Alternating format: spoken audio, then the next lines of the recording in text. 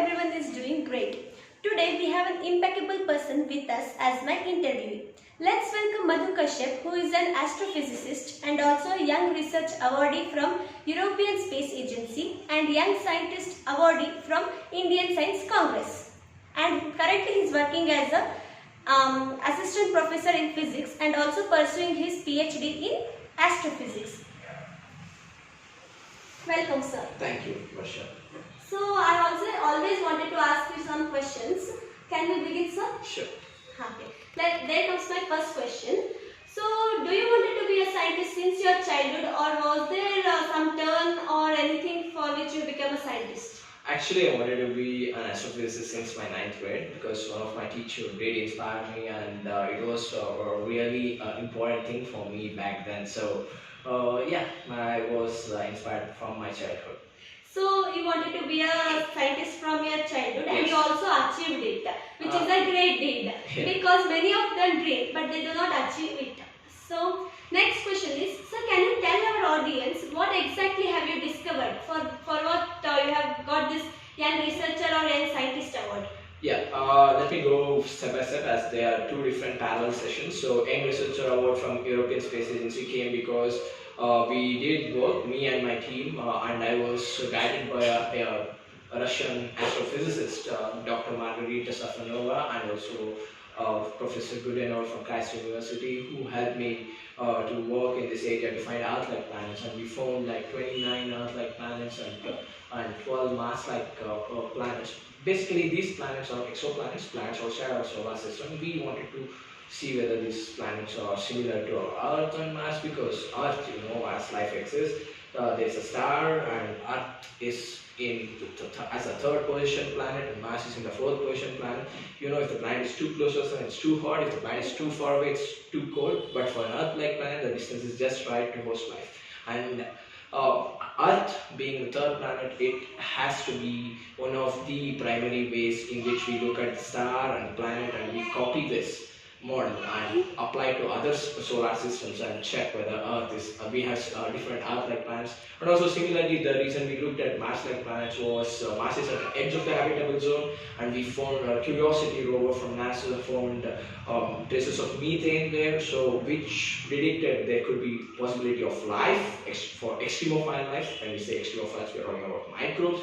And when we talk about microbes, especially we talk about tardigrades or one of those which I was interested in. So because tardigrades could survive in space for some time, so experiments have been going on in that direction. So and also we found a technique to find surface temperature of exoplanets. So which was one of the debatable topics back then, and still it's an open problem. And we did come up with a technique, and we found out a small formula where we could find out the surface temperature. Surface temperature, we found another technique to find surface temperature on exoplanets because we can't put a thermometer on another planet. So we found a device, a mathematical technique to find the surface temperature on other planets. This was the one which received the Young Researcher Award for me and my team. I was a primary author of the paper, and it was part of my research for my degree and MPhil. So that's the reason we did this, and it happened to be one of the good works, and we received the Young Researcher Award. And coming to Young Scientist Award, it was one of the challenging places because I had to do a single authored paper after this. So this was a single authored paper, and we worked on tardigrades, and had later, after doing the work up to the congress level, conference level. So I posted this, and I got a collaboration with a Polish scientist where we could work on. So basically, this work was based on tardigrades, whether tardigrades can survive on other planets. So I formulated the same technique, metric to identify Earth-like. So similarly, I wanted to check whether tardigrade could do that, and I wanted a biological background to push me to make it a real paper. So I found a Polish scientist, Professor Lucas. Well, he helped me a lot, and we published the paper in Life Sciences in Space Research, one of the LCO publishers.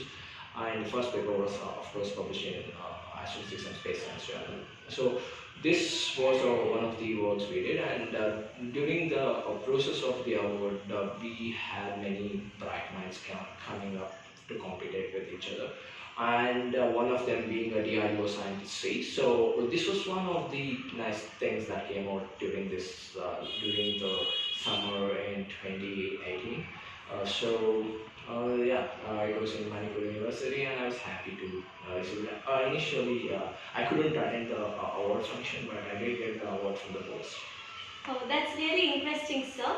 So you have discovered 29 Earth-like planets and 12 Mars-like planets, Yes. and also found out how to measure the temperature on other exoplanets, and for which you have got the Young Researcher Award, and you have found out how whether the tardigrades can survive on harsh exoplanets, for which you have got the Young Scientist Award. That's really interesting, sir.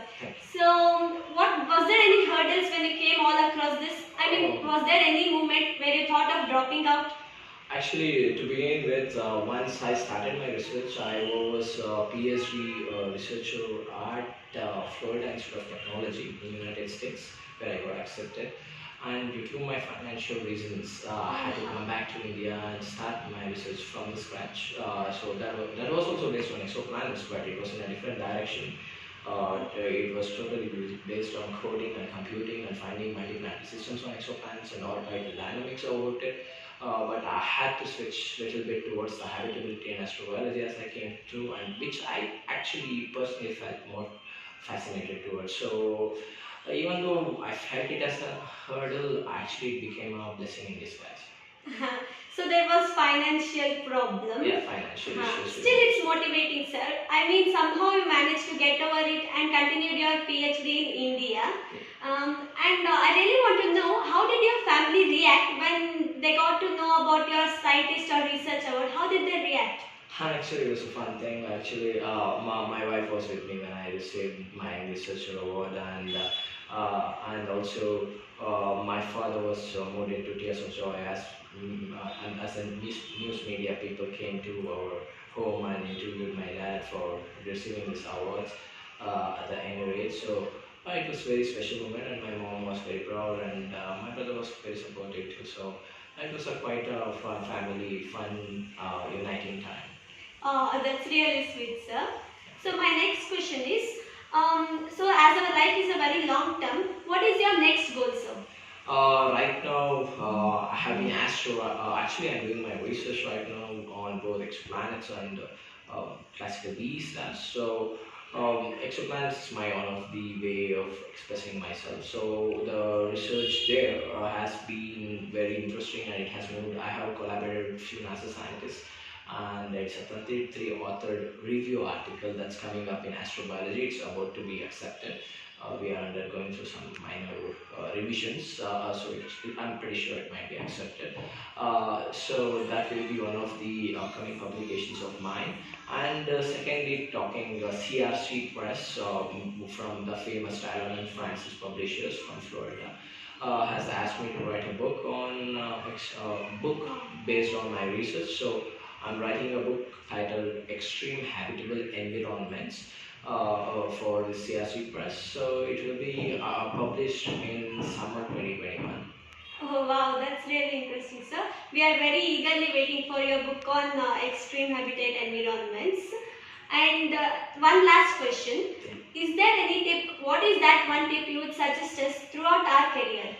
Actually, I'm a huge fan of the great Steve Jobs. So he said, follow your heart, and I think that is the greatest motivation you can get, and the greatest tip you can get. Yeah, passion is something which can drive us forward and drive the humanity forward in that channel. So I think following the heart is a very key thing, and he always used to end up his speeches from the writer, one of the writers. He used to say, "Stay foolish, stay hungry."